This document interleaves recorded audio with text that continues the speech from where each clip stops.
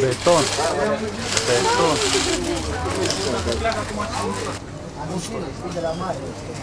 100 de lei? Nu, 10 lei. Așa. Nu?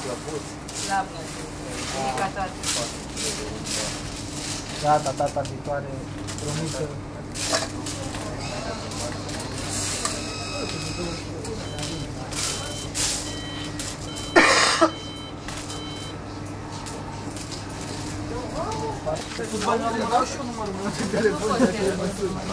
Deschide puțin. A, să deschid? Să filmez de acolo. Un mișor are verizetă pe una, dar o ținem buzunară acolo. Cât ai? 100 de euro. 20 de lei? 20 de lei? Nu, 10 lei.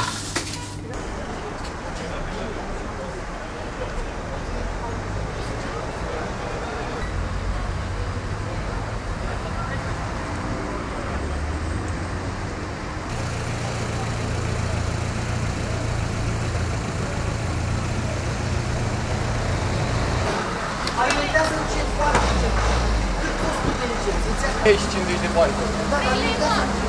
3 lei! Fix 3 lei. Mai împrumută-te de la băieți, te rog. Bă, mai dați-mă și mie, măcar 3 lei. Nu mai, păi asta o să-mi ajungă numai la...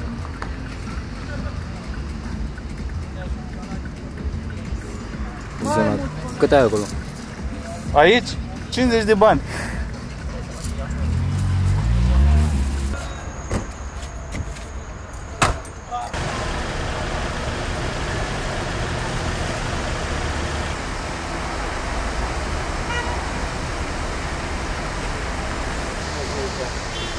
Nu vezi că filmezi în afară? Nu contează, filmăm și în interior.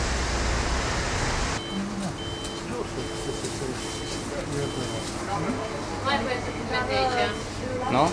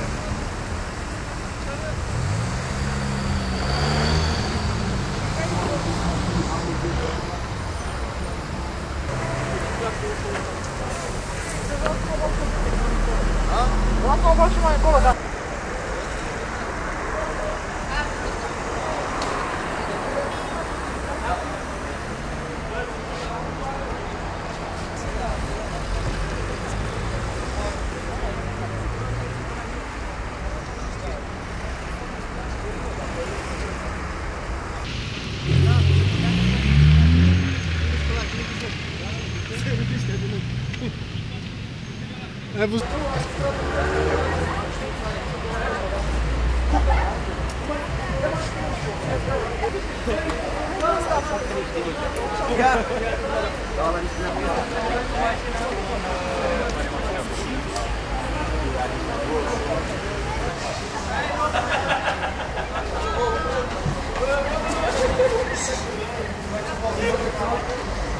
Să alimentați? Da. N-aveți șanse acum. Mergeți la un alt pecul sau vă alăturați băieților? Renunț. Da, participați la protest? Nu particip. Am fost să alimentez și, din păcate, e cam aglomerat aici. Vă alăturați lor sau mergeți acasă? Da, cu siguranță. Vă alăturați? Da. Păi, mi se pare normal. Ce părere aveți de prețul benzinei la ora actuală? Foarte scump. Pentru salariile astea mici, foarte scump. Mersi. Ce părere aveți de protestul băieților? E bun, da. E bună, e foarte bună.